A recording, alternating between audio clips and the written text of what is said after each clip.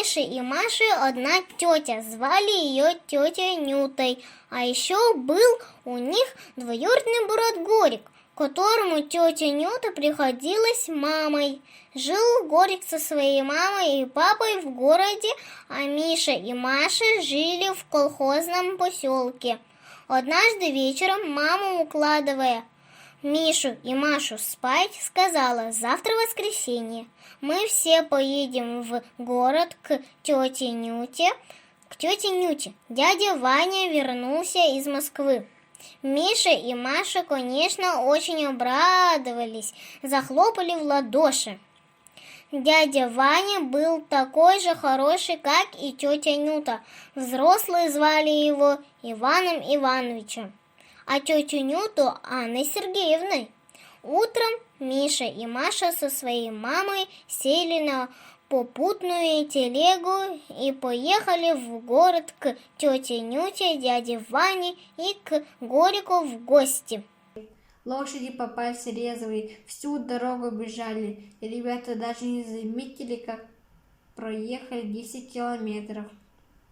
Миша успел по дороге рассказать только 2 сказки про теремок и про колобок, а 3-ю и про волка и 7 козлят. Только ночью жила-была в лесной избушке белая коза, желтые глаза. Вдруг колхозник, который правил лошадьми, как и рявкнет: «Тру, стой!» Чуть было мимо не прилетели за разговором. Приехали. Оказалось, на самом деле приехали тетя Нюта, Анна Сергеевна, дядя Ваня и Иванович и Горик сидели за утренним чаем. «О, молодые колхозники приехали! Здравствуйте!» Обрадовался дядя Ваня, выскакивая из-за стола.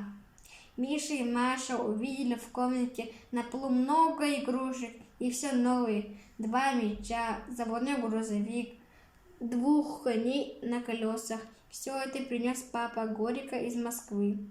Миша и Маша играли с Егориком новыми игрушками, а потом дядя Ваня показал им интересную книгу. Как только картинок там не было: лошади, собаки, утки, рыбы и даже один еж. Вечером, когда Миша и Маша с мамой стали собираться домой, дядя Ваня сказал Горику: «Подари им, Горик, Мише и Маше по игрушке». «А что им подарить?» «Спроси, что они хотят», — ответил папа. «Маша, что тебе подарить?» — спросил Горик у девочки. «Мне вот этот». Маша подбросила вверх мячик. Одна половинка мяча была белой, другая синей. Горик поймал мяч и положил Маше в карман. «Возьми, пожалуйста, а тебе, Миша».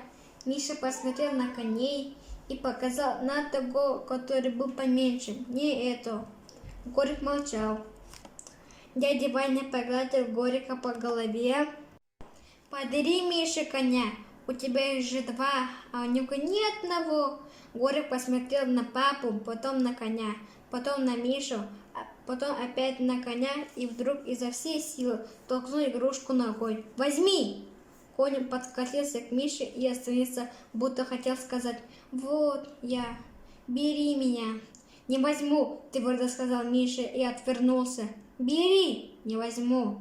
Горик обиделся, попросил коня: «А теперь не берешь». В это время в комнате вошли обе мамы и, услышав слова Горика, очень удивились, что мамина отказывает от подарка. «Почему сынок не хочет взять у Горика коня?» — спросила Мишина мама. «Верно делает, что не берет», — сказал дядя Ваня. «Почему верно?» — еще больше удивилась тетя Нюта. «Почему?» — но Горик и Миша молчали. «Может быть, скажешь, почему